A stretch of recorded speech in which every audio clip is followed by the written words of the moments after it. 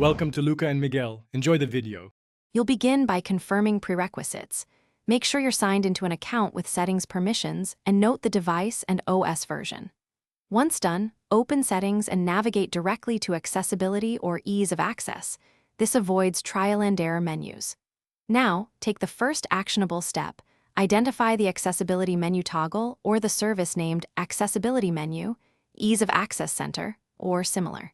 Tap its entry to open controls. Do not enable anything new.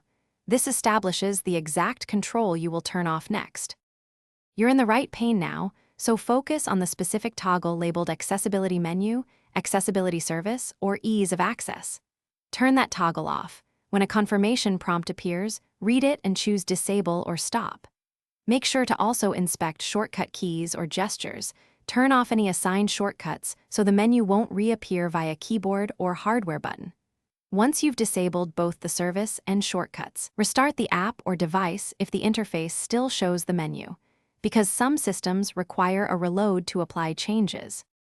To finish, reboot your device so the system clears cached accessibility overlays. After restart, verify the menu is gone and test common triggers like long pressing buttons or keyboard shortcuts. If the menu persists, inspect installed accessibility apps and disable any third-party services. Sometimes an app reinstalls a helper. As a troubleshooting tip, boot into safe mode or reset accessibility settings to defaults. This isolates third-party interference. If nothing works, document steps taken and contact device support, because a system bug may... Thanks for watching and please subscribe. It's the best investment you'll ever make.